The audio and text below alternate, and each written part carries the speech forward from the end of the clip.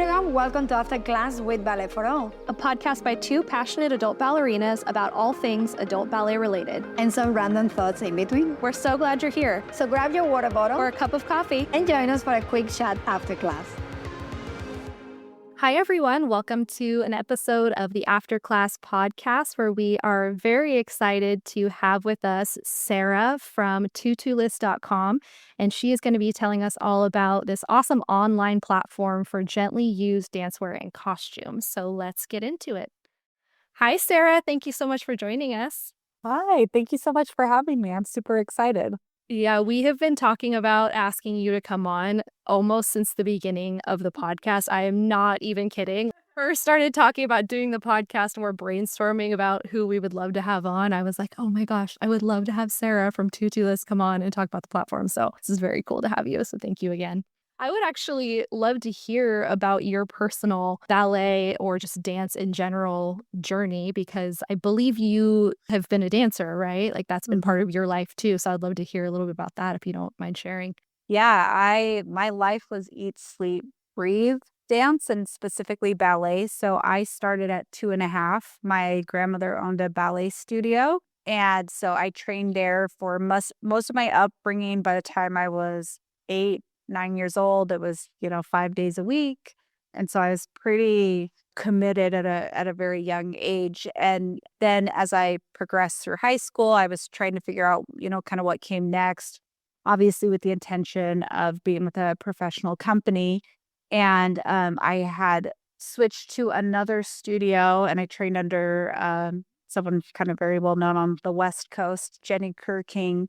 And so I trained with her, and then I did YGP that year, and that was helpful for my growth and career and kind of getting noticed. And then I attended the University of Utah's Department of Ballet on scholarship, and that was a admittedly rocky road.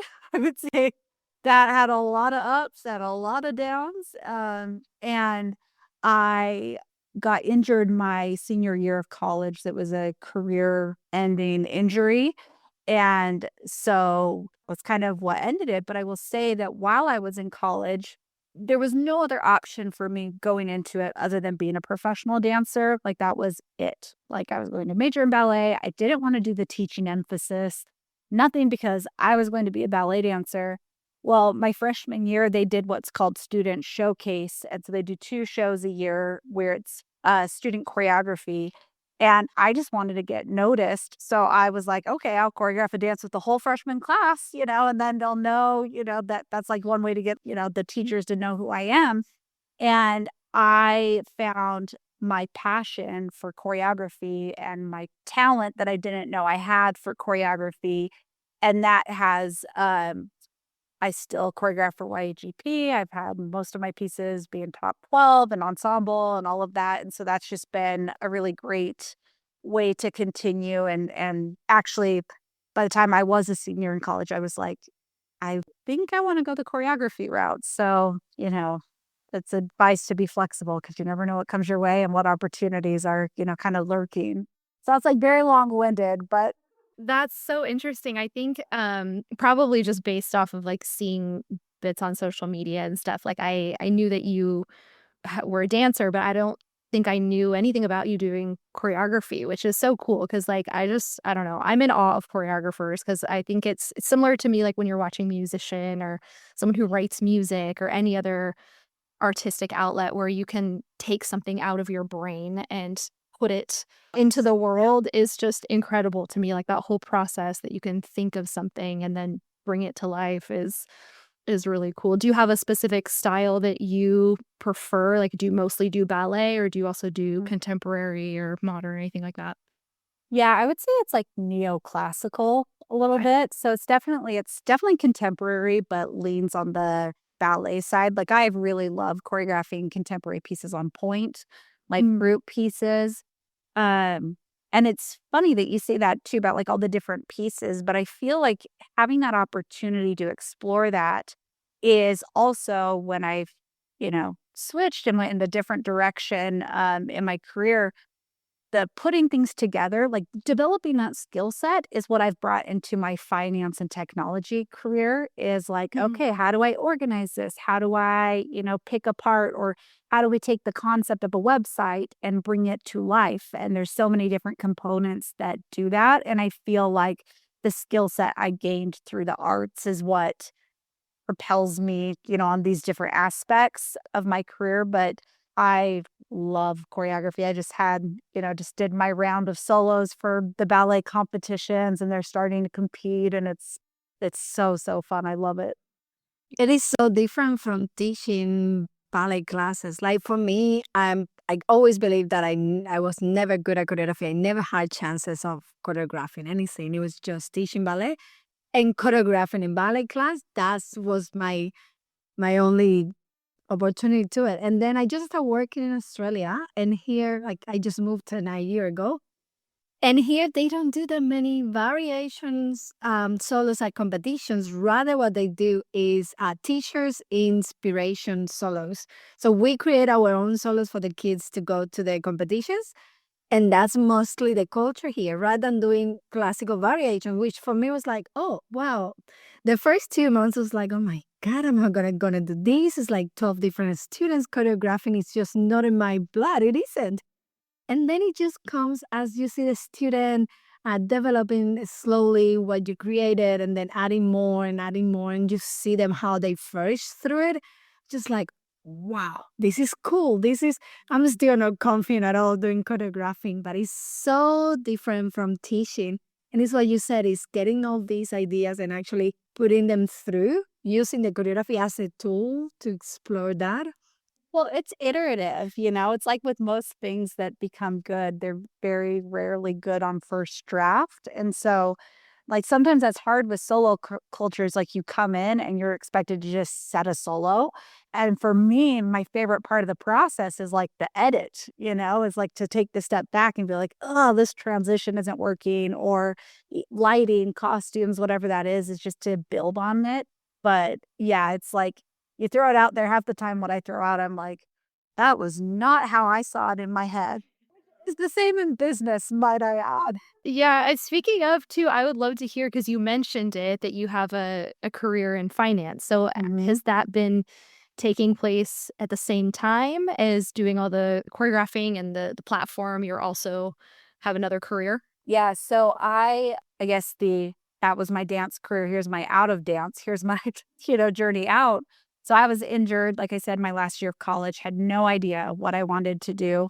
And so I could get an economics degree in 1 year because I was like, oh, I'll do a business degree, but that would be 3 more years. So I was like, okay, econ's the closest. I did the whole coursework in a year. And then I went into finance because, like, I don't know what else to do and who am I, and I have no idea what purpose I have in life. Like, that was probably the most lost time I've ever had, like, with my sense of identity and, like, what do I wanna do? And so I was like, "Okay, I'll just start working." So I started working. I got hired at this company, and I was brought in to do basically technology for a certain type of investment, like real estate investing. So I build platforms or marketplaces for investors to be matched with different investment opportunities. So I did this for several years and worked my way up within the company to become chief operating officer. And within that company, all those skills mixed with my ballet background was really like the basis of like, hey, I could build this for the dance industry. But yeah, that's kind of like how I got the background to be able to, manage a development team, go through the QA process, all the different testing things that come along with that. Yeah. So what specifically made you want to make the platform what it is? Because it sounds like you got the abilities and the skill set to do it through your career, but what was it that made you decide, like, I want to do dancewear based, I wanna do gently used, so where did that inspiration come from? Yeah, so in 2017, my grandmother was retiring. And so I kind of got pulled in by our other family to figure out what to do with her studio. So in that process and evaluating the assets and the student base and, what we wanted to do to prepare it to sell, I was like, I even remember where I was driving on the freeway. I was like driving and I was like, oh my gosh, there needs to be like an Airbnb for dance costumes. Like there needs to be a way to like rent, like all these studio owners are sitting on these huge assets that are hundreds of thousands of dollars that they could be monetizing. And by the way, every studio owner like works very hard for every dollar they earn. So So true. like, what if we did this for costumes? And so then I kind of, over the course of a year and a half, came up with the idea, came up with the name, and it was purely around costume rentals. And then it kind of evolved into buying and selling, but there was no technology available. And I was not in a place where I could pay to have a whole thing built. And so I was like, okay, I will take the costumes on consignment, but to get people to come, I will buy their dancewear on the spot because that's a smaller purchase size that will get people to come. I'll sell it, buy for like 30 to 40% of what we'll resell, and then they'll give me their costumes. So I did that. I, out of my apartment, was like photographing. I got a Shopify site, was doing all of that. And then I kept selling out of dancewear and I sold, I think, 2 costumes. And I was like, oh, okay, well, do I want to be like in the wedding dress business where you get married like once or maybe twice? Or do I want to be in like the everyday clothing business? And so that's where we kind of made a pivot. And then, I took a pause because my career was really taking off. And then I relaunched in 2022, just focused on dancewear. And now we're expanding into costumes again. I did notice that the other day. Actually, I was looking for a costume for a student of mine. She's in the US and we're preparing a solo. And she was looking for costumes. She's like, Amazon has nothing and eBay. I'm like, wait, there is Tutulist and you live in the US. So I put her through. I was like, I know they sell ballet clothes, but I'm not sure costumes. And there it was. There were costumes that were like, oh, we are in the right place. Yes. And they're starting to grow a lot, which is super exciting to me. Like, because that's to me the most wasteful area of dance. So I, would love to see some more circular fashion in this.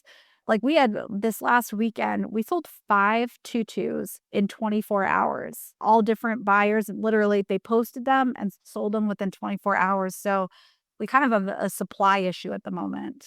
Oh, wow. That's amazing. Yeah. I love the idea of doing it because at some point we became like the society today is just like, no, I don't want secondhand.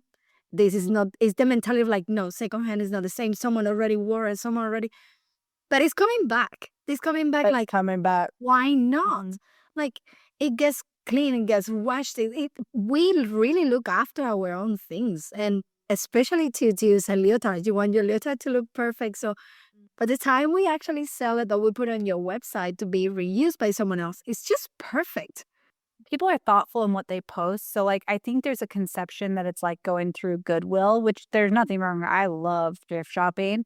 But I think, like, when you're thinking of a Goodwill environment for dancewear, you're like, ugh, I don't know how I feel about that.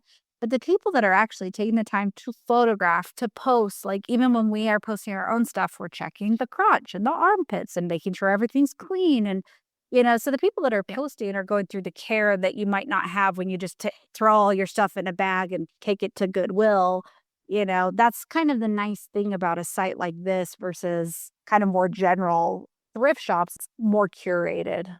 Yeah, I think that's one of the things that I have loved about Tutulist. And like, I was so excited when I found you guys because I think as a dancer, obviously, ballet is just expensive because point shoes, classes, all the things. And it's like I always want to buy quality and things that are going to stand the test of time. But that price point is unattainable for a lot of people in the dance world. Like you want to buy, say Eleve or Yumiko or things that are made really well. But for some people, paying $100 for a leotard is just out of the question. And I love that the site gives people the ability to buy quality items at a price point that they can afford and keep those items out of landfills, in rotation, because they are quality. And so like a lot of, I've bought so many things off your site that it's like they have so much life left in them. It would have been a shame for these items to get thrown in the trash because they are really well made. And so I love that you can, it's really making it accessible for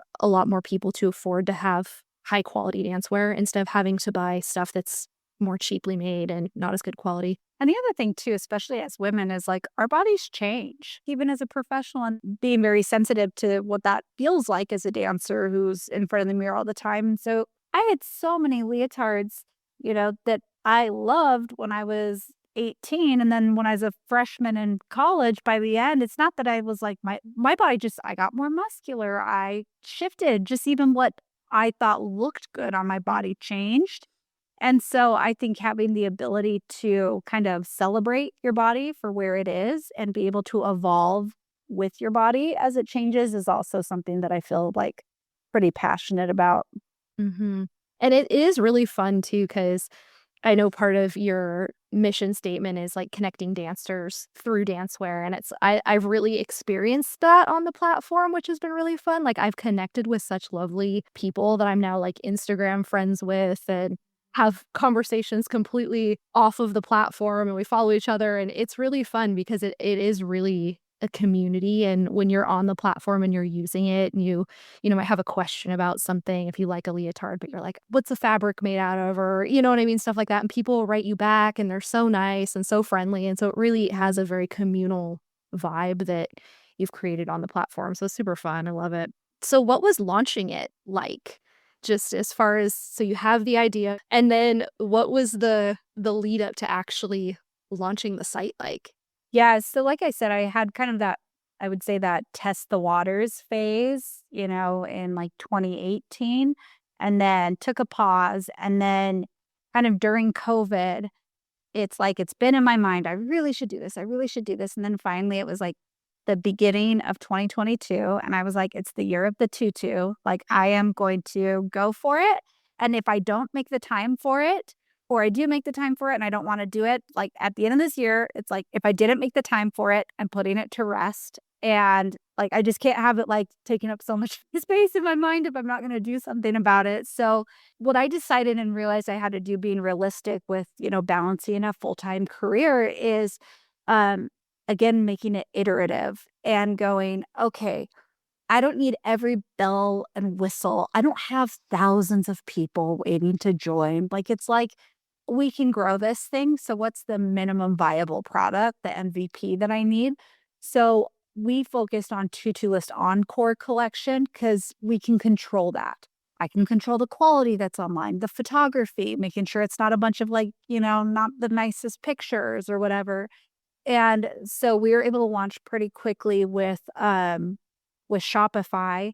Meanwhile, I immediately engaged in building a custom platform. And just as a funny story is I worked with a team. I paid everything up front. I was getting a pretty good deal, I felt. And we were going around and around, and it was just a disaster. So the buttons weren't working. It looked so circa 2012. And I was like, okay, I got to keep going. I got to keep going. And then it was like, okay, I cannot put good money after bad. Like, I cannot put my time, and I just have to let this go. So we scrapped it. And then I met Vishal, who's our developer now, and we built the platform we have now. So that was a year-long process while we were running and launching the site. So, and the other thing I would say, what was it like launching? It was slower than I thought. I think everyone has these ideals like, oh my gosh, I will launch this and then all these people will come. And one of the greatest things I've learned is just patience. Maybe it could have gone faster if I'd made other choices or prioritized things different, but slow, steady growth, great service to our clients, hopefully a great service offering. But the whole thing that if you're an entrepreneur, it should be an overnight success. It's just not the truth. You have to keep at it, which I'm sure you guys recognize, building an audience and building a community. It's like, Yeah. you might have a viral component, but it's really just consistency. And if you stick to it, you'll get your reward. Yeah. And I feel like the ballet community, it's very like a word of mouth type community. And so I'm sure that took time. Like I feel it's similar to the podcast. It's yeah, like you said, just consistency over time and giving it the time for word of mouth. Yeah. Completely.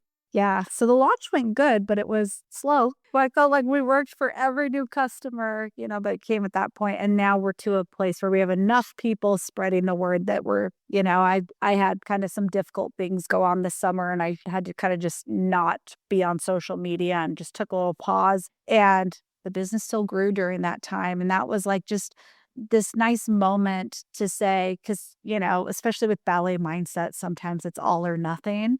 And to feel like, oh, I'm ruining my business. Everything's, terrible. And then you kind of take a pause and you go, no, there's time to breathe. There's time to take a moment. And maybe again, would it have grown faster this summer? Probably, but I'm not going to lose an ounce of sleep over that. Just keep my focus forward. What would you say that are some of your favorite parts of running the platform, and what have been challenging as well? My favorite parts has been meeting and connecting with our community. We have the most incredible users. It's funny, but going into a business where you're dealing with, let's say, stereotypical dance moms, I kind of came into this with my guard up and was like, okay, I'm selling gently used dancewear to excited and, engaged mothers. I bet if there's a single thread wrong, I'm going to hear about it. And I'm okay with that. This is what I'm getting myself into.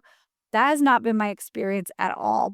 I have had the most wonderful, like every user, every seller, people are just so supportive. People are so forgiving when something goes wrong. They're like, gosh, thank you for trying to make it right. And I'm like, of course, thank you.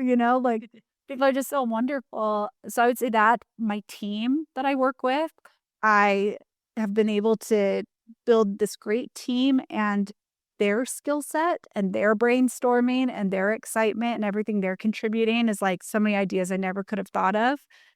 Yeah, I really love anything I can do with the business because it's connecting with my roots. And then also I think the dance community is pretty awesome. Like, I feel like it's also evolved, to be honest.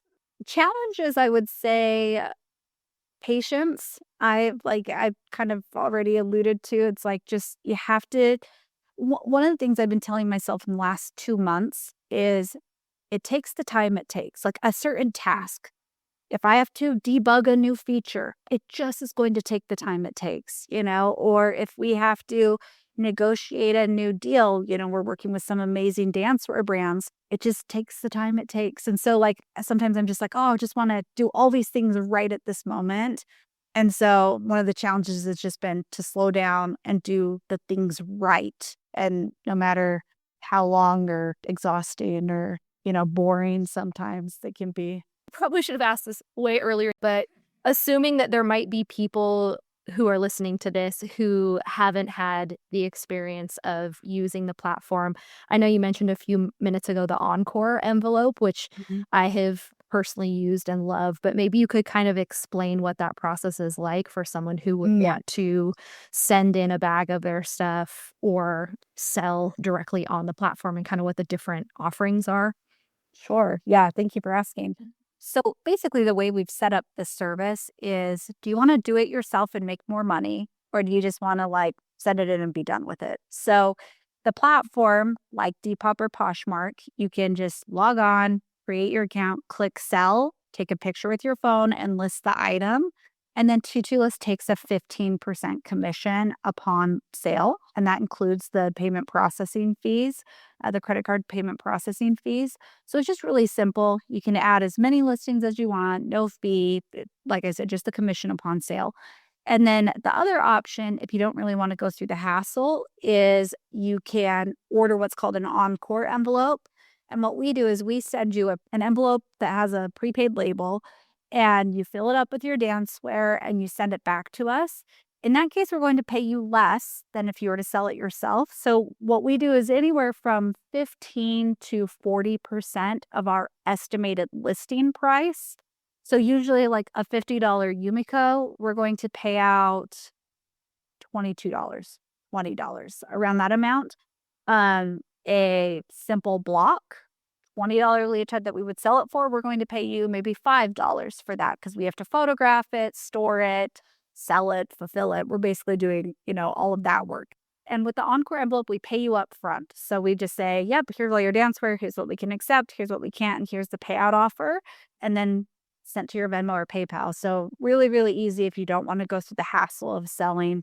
But again, I always say, like, if you have good Yumikos or Eleves, you really should post it yourself. They sell really quick and you'll make more money. We love receiving them, but that's the very easy such stuff to sell. Yeah, and I love both options. Like, I've done both. I've sold things directly and I've done the Encore envelope, and I love the envelopes for like, there's been a couple times where I've just had a big amount of stuff and I'm just like, I just need to get this out of my out of my house, like free up some space. Like, I don't, if I'm in a busy season where I don't have the time to take all the pictures and do the listing and I don't want to wait and have to store it, I'd rather just send it out to you guys. And it is so easy just to put in the request on the website, get the envelope sent to you, fill the bag, send it in. And it's such a nice way to know that things are still staying out of the landfill, know that they're going to go to another dancer, but kind of get that immediacy of freeing up your own space and getting your stuff out. Because I know sometimes, I don't know if this is just like a girl thing, but sometimes you're like in that purge mode. But in your case, Anna, you clean, and the next week you're just filling it back up again with new leotards, new spirits. My husband at this point, because you know how if you order from Tutulist and it's something direct from there, it comes in a pink little bag envelope. And at this point, my husband knows the Tutulist bag when he goes and gets the mail. And he's like, oh, there's another pink bag for Hannah with a Tutulist order in it. I'm like, oh gosh, I know it's a problem, but it's secondhand, where it's all good. Your outfits that you post, I love. Every time I'm like, okay, I want to dress like. I kid you not. I mean, I should have looked before we recorded, but if I went through and looked at all my dancewear, I would say probably close to 75% of what I own at this point I've purchased off of your platform. And then when I discovered Momoko line of leg warmers, oh my gosh, game over, man. Her stuff, which I guess would be another fun thing for you to share about, is that there are people that sell new handmade items. So actually, that's maybe something my hope for Tutulist is I want to be a cultivator of small brands that support circular fashion. So kind of like a one-stop shop for any dancer needs, not just gently used. So I really feel strongly about supporting other small dancewear brands, because right now, if you launch a dancewear brand, you're not going to be big enough, obviously, for Discount Dance or the major distributors. So how do you get your name out there? And most dancewear brands, it's just what they can cultivate on Instagram. And that's really challenging. So you could be the most beautiful dancewear maker who has not a marketing bone in their body. And sometimes, of course, that's the struggles of owning a business. But I also see such an appetite from dancers to discover new brands. Dancers are looking at Etsy. Dancers are looking at Instagram, and going to different places. So we want to be able to connect dancers with small and growing brands. So we have a shop small section of our website. Momoko has grown really fast with us, and it's just, her product is amazing. And then we partnered with Imperfect Points. So Imperfect Points is the most sustainable dancewear brand with the best ballet tights. And I connected with Helen, and she's in the UK. So accessing the US market is really difficult when you're paying overseas shipping. So we've almost become like a distribution center for Imperfect Points. So pretty much same pricing. Actually, I think a titch less through us. And then you're not paying overseas pricing. So that's a major initiative for us this upcoming year, is to be able to grow the number of brands that are on our platform. Well, that brings me to the question, how can I get my hands on your product from Australia? I know.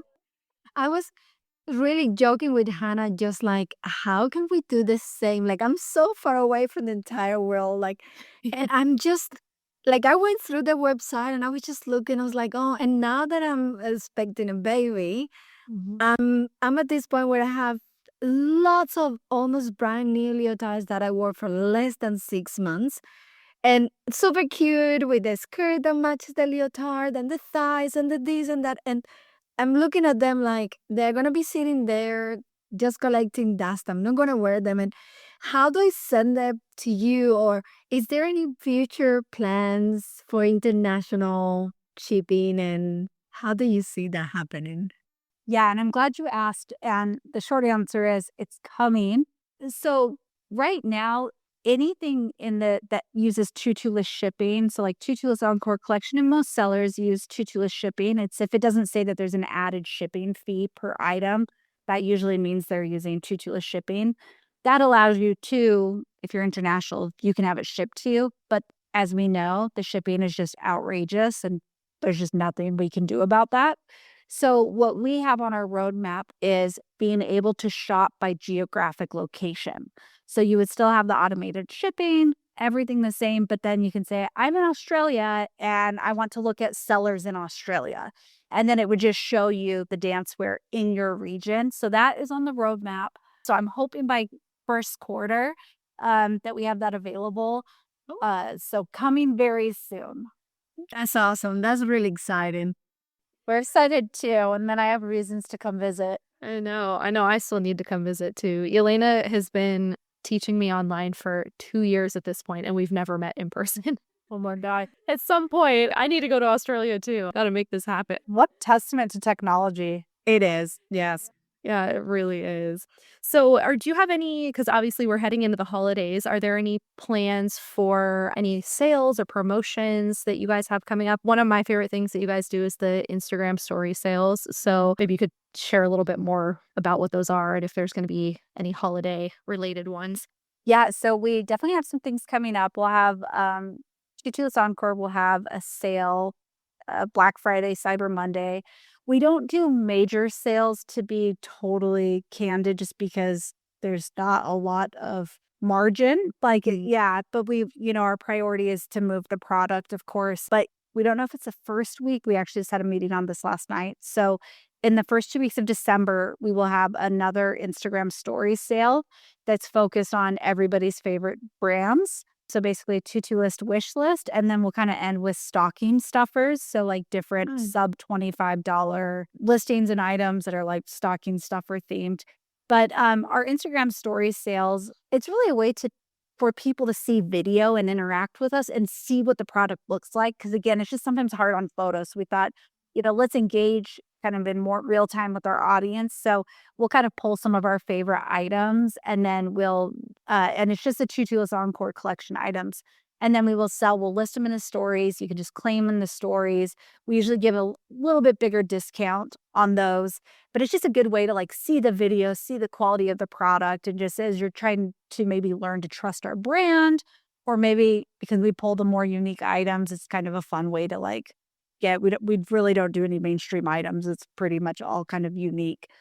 So we have that coming up, and then we kind of do our big clearance for 100 days and older items coming up at the end of December. But again, it's like, as you know, Hannah, items go quick. So it's, if you see something, don't wait. But yeah, so we kind of have a couple things coming up, but our hope is that Momaco and Imperfect Points, that we see people support those small businesses. Yeah.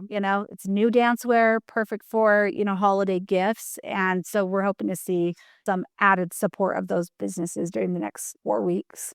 Well, cool. Thank you so much for answering all of our questions. And it's been so amazing to get to meet you and to know everything about Tutulist and how it's trying to bring the community together, which is also what we're trying. So really appreciate you being in the podcast with us. Yeah, thank you. I get nervous for these kinds of things, and you guys are like so sweet and welcoming and nice. I'm like loving the vibe. As a small business, like this, an opportunity like this makes such a big difference. So I just want to thank you for reaching out and helping spread the word, because it's so impactful. So I really appreciate it. Absolutely. Thank you for taking the time. And yeah, we hope that you can get even more people on the platform for the holidays and they can do their Christmas shopping. And can you tell our audience where they can find you guys on social media? On Instagram, it's at Tutulist, and same with TikTok.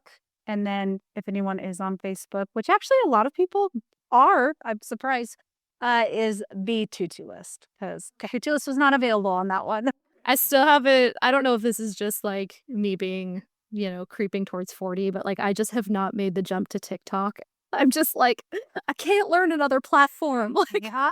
So one of our operations associate, and she's dancing at the University of Utah. I was like, girl, you do TikTok. That is your thing. So like you will see they had totally different styles. Yeah. Her content's way better, but I'm like, exactly. That's just one too many things for It's a different generation. It's just so different. And I'm like, I don't know what the age is where you just decide that you're done with learning new forms of social media, but I have hit that age. Instagram into retirement. Yeah, we'll be on Instagram and Instagram only from here on out. Oh gosh. Well, thank you again so much for being on the podcast. And like I said, we'll have all of the information to connect with Tutulist in the show notes. And we really hope you guys enjoyed the episode. Bye. Thank you for listening to After Class with Ballet for All. Join the community on YouTube and Instagram or come dance with us, our weekly Zoom classes for adult ballerinas like you. Links included in the episode description. Special thank you to our sponsors. See you next time after class. Podcast produced by Mission Bridge Media.